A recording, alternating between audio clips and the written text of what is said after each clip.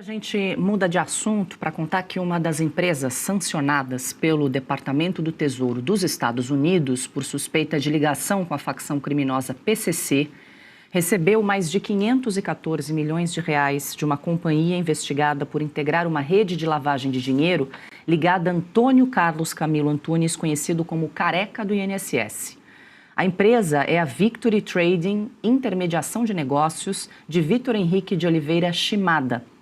Entre setembro de 2023 e setembro de 2024, a Victory recebeu os recursos da Wave Intermediações.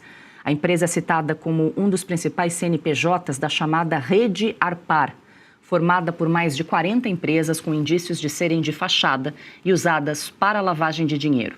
O relatório final da CPMI do INSS afirma que essa estrutura movimentou mais de 39 bilhões de reais e era usada para lavar dinheiro desviado no esquema do INSS.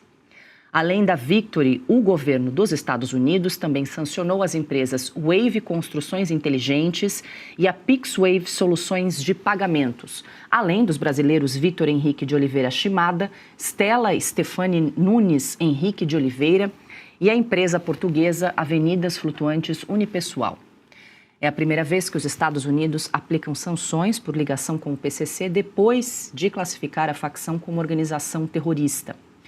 O deputado federal Alfredo Gaspar, relator da CPMI do INSS, usou as redes sociais para afirmar que parte dessas conexões já havia sido registrada no relatório final apresentado por ele. Precisou o Estado americano intervir em investigações para sancionar essas empresas e cidadãos brasileiros. Isso é muito grave.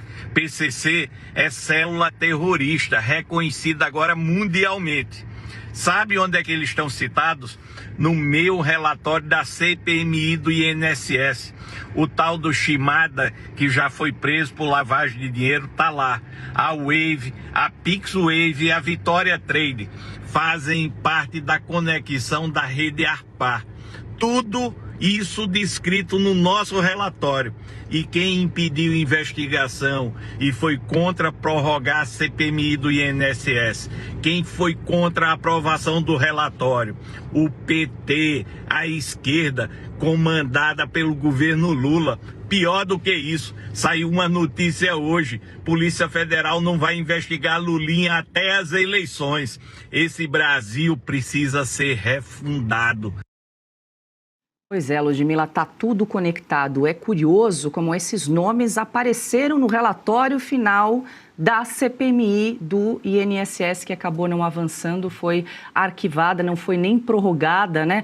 Agora, é curioso, a gente inclusive preparou uma arte para ajudar a nossa audiência a entender esse esquema de conexões. Então, vamos lá. Essa rede Arpar, que inclusive foi mencionada pelo deputado Alfredo Gaspar, é um conglomerado, um grupo de mais de 40 empresas apontadas, inclusive pela CPMI do INSS, usadas como uma estrutura para lavagem de dinheiro, inclusive com associação com o Careca do INSS.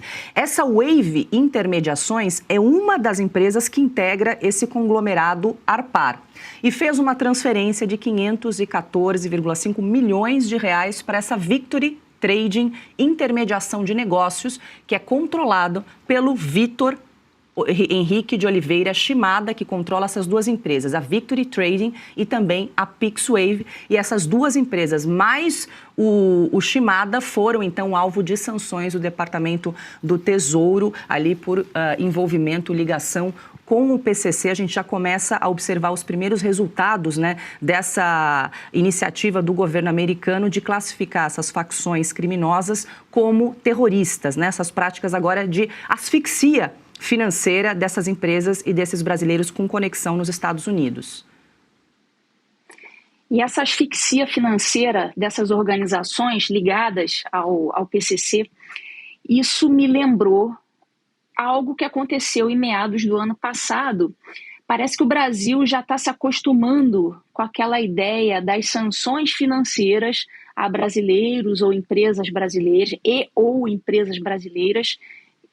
ligadas a algum tipo de criminalidade, sofrendo sanções, bloqueio de ativos, bloqueio de dinheiro nos Estados Unidos, banco se vendo, né, ali envolto em problemas porque vai ter que perder o relacionamento com aquele cliente. Isso já aconteceu em meados do ano passado, todo mundo ficou sabendo o que era a OFAC, que é o escritório de controle de ativos dos Estados Unidos, quando eles bloqueiam certas pessoas ou empresas. E a gente ficou muito familiarizado com esse tema quando o Alexandre de Moraes sofreu a Magnitsky, em meados do ano passado.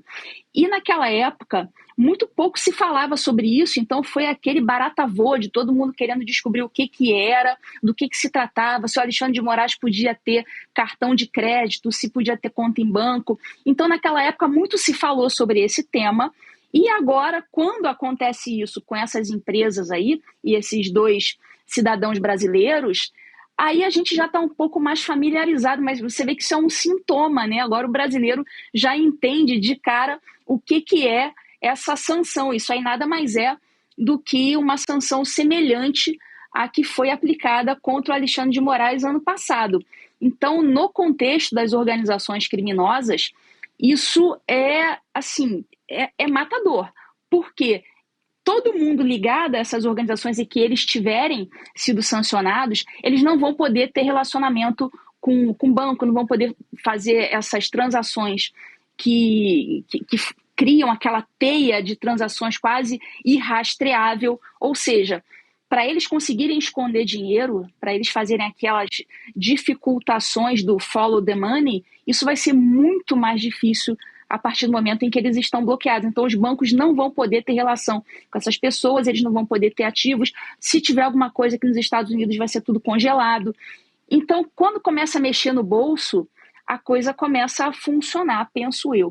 Então, isso já é um bom sinal de que os Estados Unidos realmente vão botar para frente, vão tocar essa história de realmente considerar essas organizações criminosas como terroristas, o que sobe um degrauzinho ali no nível de periculosidade dessas organizações, como elas são vistas internacionalmente. Então, eu gostei bastante do que aconteceu. Isso vai dificultar, tomara que outras pessoas também sejam sancionadas para evitar essa fuga de ativos. E veja, isso aí é dinheiro do pagador de imposto brasileiro.